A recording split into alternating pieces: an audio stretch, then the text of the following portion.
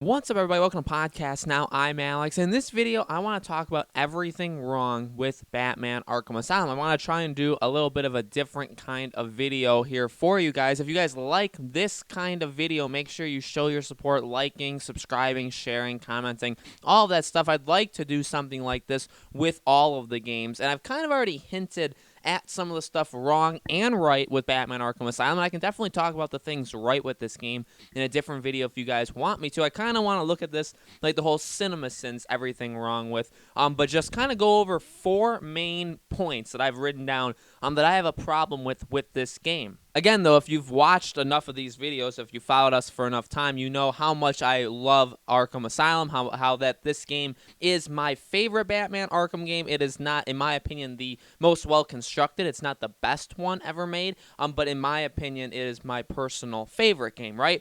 So again, I'm going to go over four things that I think this game did wrong, starting with number one, and I kind of put this, I had two different ideas with this that I kind of put together. Joker's final decision, as well as Joker's final boss fight.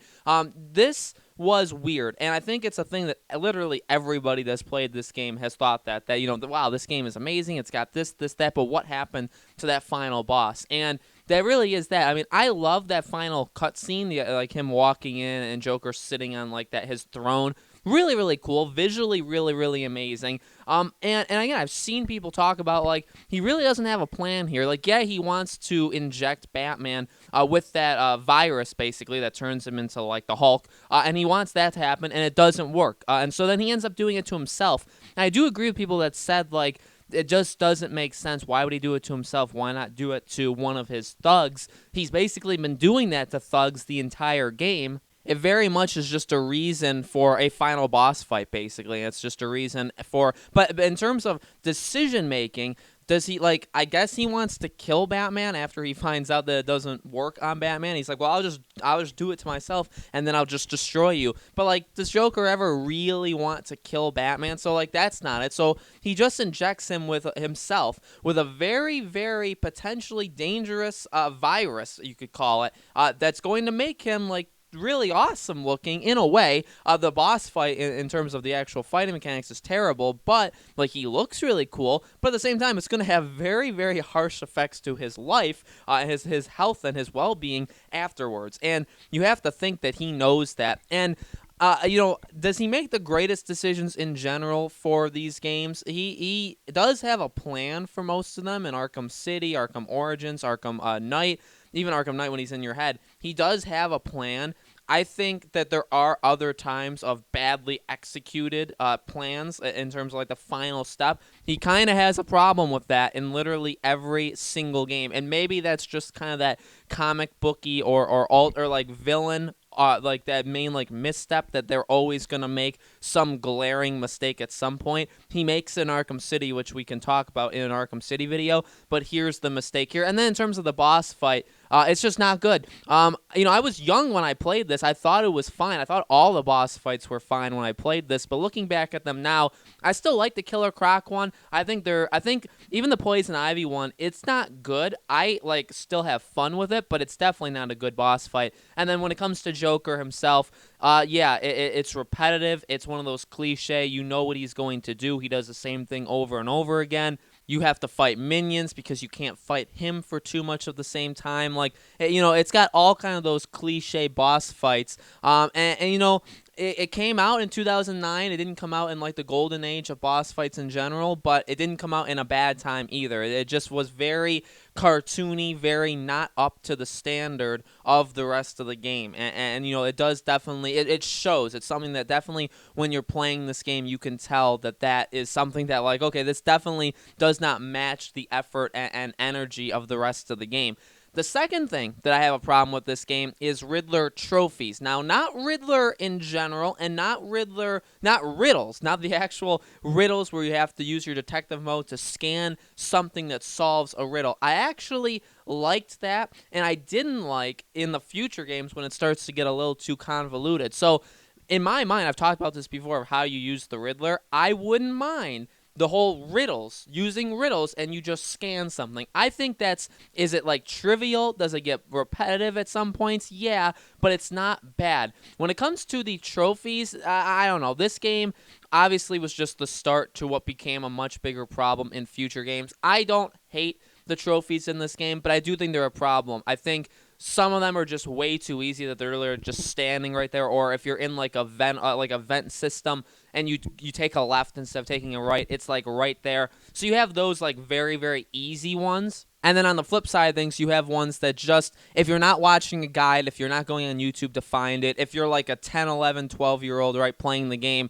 I don't think you're going to figure out how to get the harder Riddler trophies. And you could say that for any game. You can say that for the hardest parts or like the hardest challenges of any game that like, yeah, you're going to need some help. You're going to have to look it up somewhere. You're going to have to maybe just be older or have somebody older than you figure it out. I get that. But like, again, it's more or less just a start of a bigger issue that's going to become a bigger issue in these future games. They didn't need to be here. I understand it. Like, I get it. But at the same time, the actual aspect of picking up the Riddler trophies themselves, I think that's one of the weaker parts of this game. The third one is more technical. It's lip syncing. It's, you know, the cutscenes in this game, and I'm going to defend myself a little bit with this, because you could argue. The cutscenes in this game, I think, look really, really good. I thought they looked amazing back then. In a way, because of the gothic atmosphere and because of just the setting and the tone and just overall how this game looks, like the environment that it puts you in, I think the graphics still pretty well hold up now. Now, also, I've played the Return to Arkham collection, the Return to Arkham Asylum, where, and people have pointed this out, like, because they added, like, increased lighting to it, it actually makes some of the cutscenes look worse. And so, like, again, cutscenes themselves look fine. They actually look really, really good. I've never had a problem with Arkham cutscenes, and I hope to never. Like, I don't think you look at a game in Arkham, I don't ever want it to get to a point where you look at an Arkham game and say, man, those cutscenes, like, that was one of the weaker parts of the game. I don't ever think we're going to get that, and we definitely didn't in Asylum. However, the lip syncing in terms of the casual conversations you have when walking down a corridor or whatever with just a guard or with a thug or with whoever, even when you're even in the beginning of the game, which is an absolutely amazing opening, it's apparent right there. They're like, oh, okay, not everybody is animated as well as they should be. Like Joker and Batman, yeah, they're pretty good, but some of the hospital like nurses and doctors and stuff, or like the asylum people, that like the workers there, they are not like up to snuff, right? So, you know, and you could say, well, that was just the time, like 2009. Yeah, it was, you know, it wasn't the beginning of that generation. Like, that had generation been going on 3-4 years before then.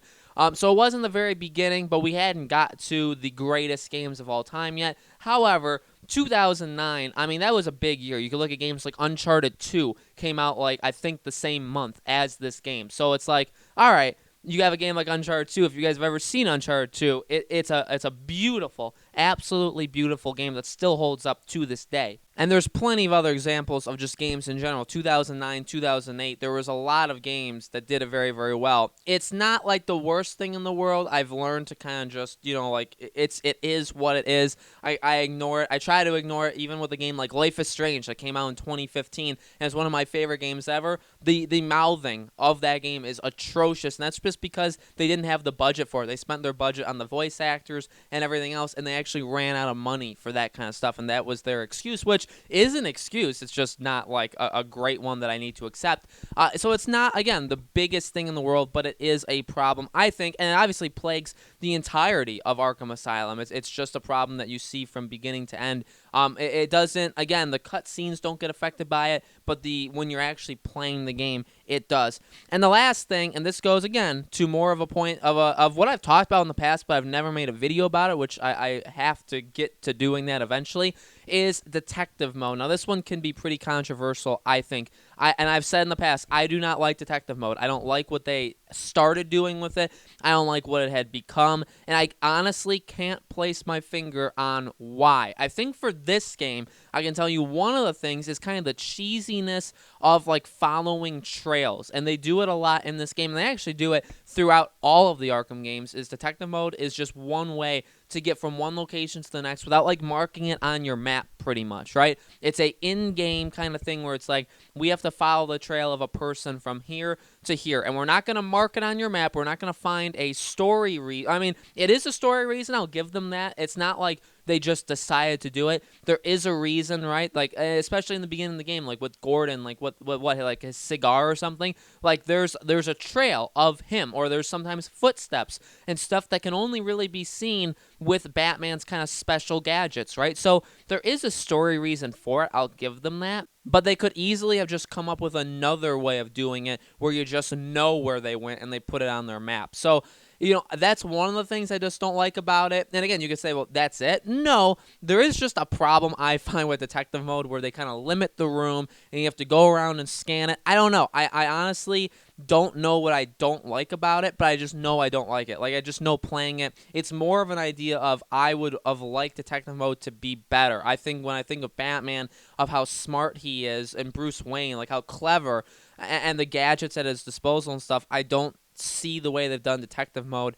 as a good thing. And I think that in Asylum, and I think that for the rest of the games, it got better in the rest of the games. I think they tried to do different things with it in general, but I don't think they've ever quite nailed like how to make him the world's greatest detective, right? How to really make solving something, a situation, fun. Also, like fun. Like, yeah, it's cool to see him being smart and figuring things out, and you can have that in the game, and they've kind of done that, but it also needs to be fun to do. The combat is fun. The combat in this game is still fun to this day. The story and everything about this game is fun, right? These games are fun, but the detective mode stuff, that is not fun. I will refuse to say that it is fun. So guys, those are my 4 things. Let me know in the comments below. What do you think? What did you think was wrong with this game? What is everything that you think was right about this game? Again, I can make that video if you guys want me to, try and do like a reverse CinemaSins kind of stuff on it. I can do these with the other games as well. Again, if you guys want me to do those kind of things, show your support, like, share, comment, subscribe,